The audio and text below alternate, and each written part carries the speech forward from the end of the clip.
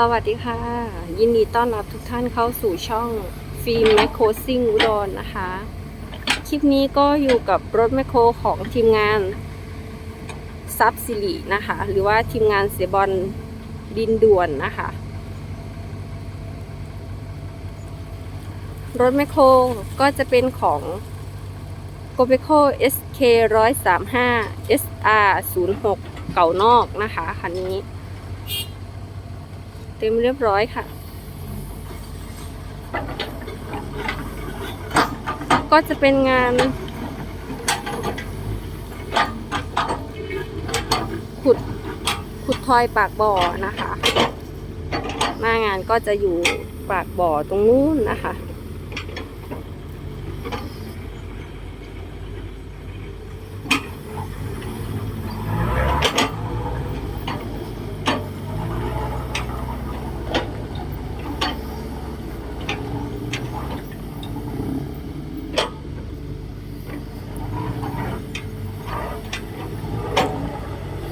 2-3 วันที่แล้วฝนตกนะคะบ่อก็เลยออกยากเข้ายากนิดนึงนะคะ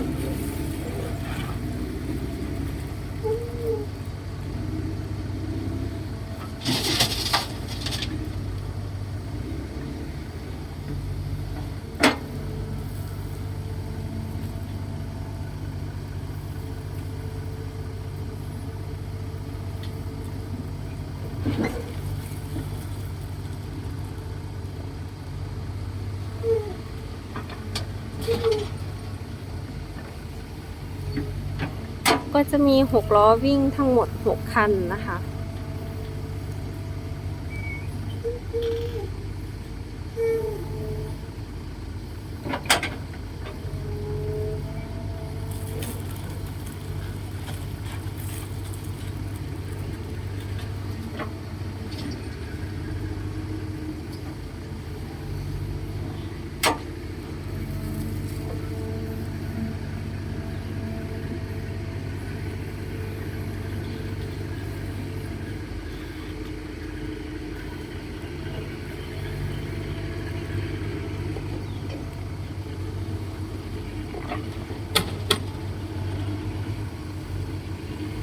บรรยากาศก็จะครึ้มๆหน่อยนะคะเพราะว่า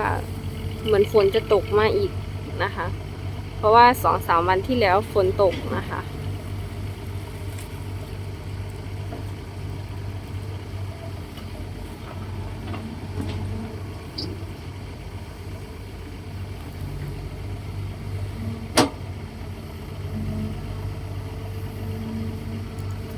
เพิ่งเคยถ่ายครั้งแรกนะคะของทีมงานนี้เสียบอลดินด่วนนะคะ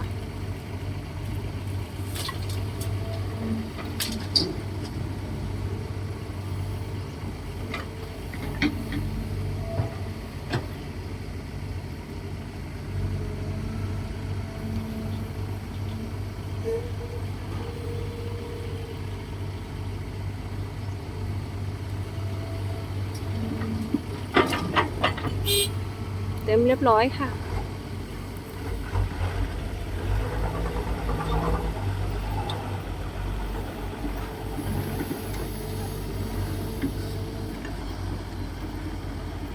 ทางเข้าทางออกของบ่อก็จะหนืดนิดนึงนะคะแต่ก็ถือว่าไม่เป็นอุปสรรคต่อรถ6 ล้อนะคะ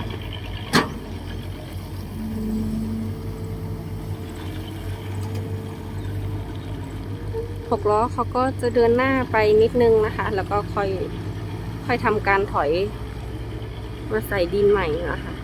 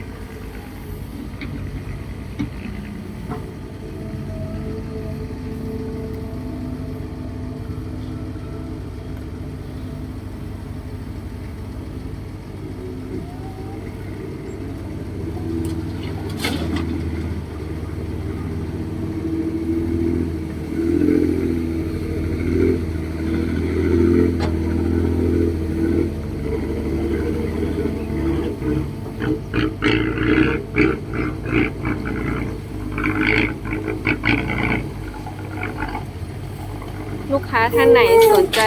ขุดสระถมที่หรือว่ารื้อป่าก็สามารถติดต่อเสียบอลได้นะคะ เบอร์โทรที่ติดอยู่แขนแมคโครก็น่าจะเป็นเบอร์ของเฒ่าแก่นะคะ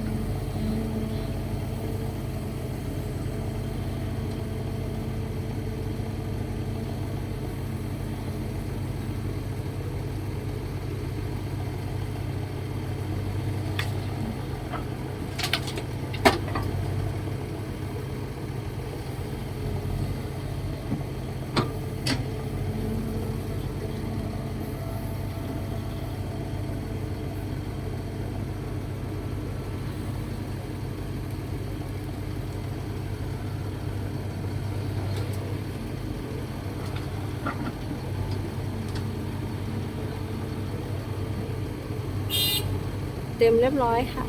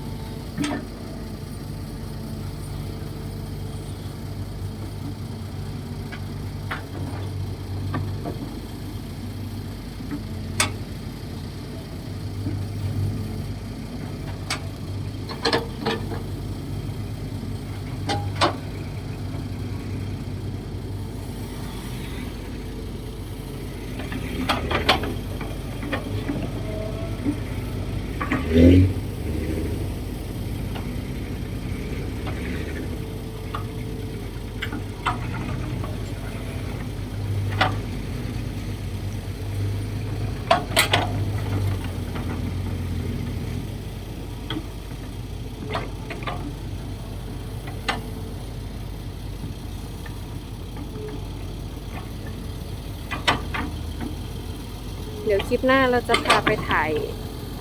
ที่เทนะคะอยู่ที่ปากบ่อนะคะ เดี๋ยวคลิปนี้เราชมการทำงานของแมคโครไปก่อนนะคะ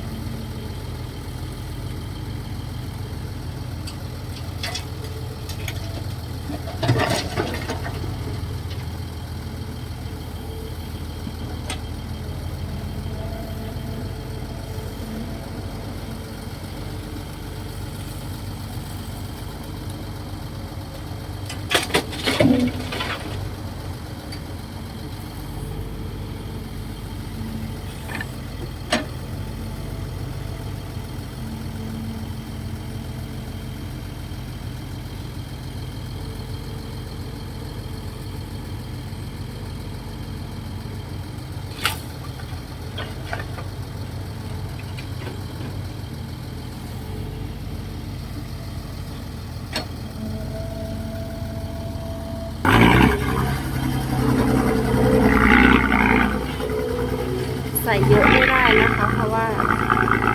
ทางขึ้นบ่อมันยากนะคะแล้วก็ตรงที่เทก็ยากนะคะ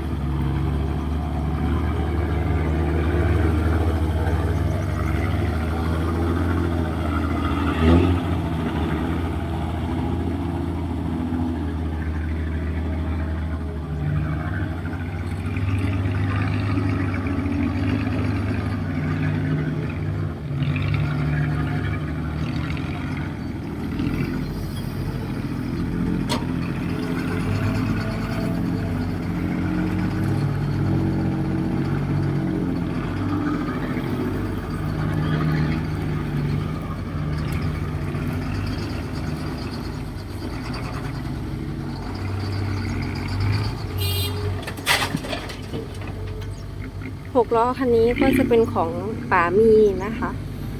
ที่แกเคยไปยิ่งงานร่วมกับทีมงานของเรานะคะทีมงานเสียเอ็มแกจ้างลูกน้องขับนะคะคันนี้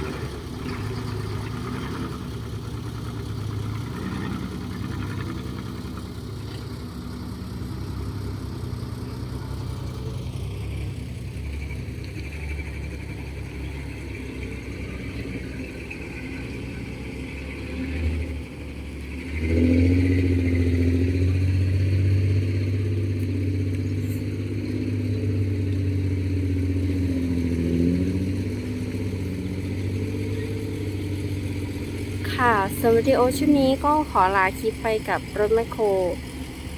โกเบโค SK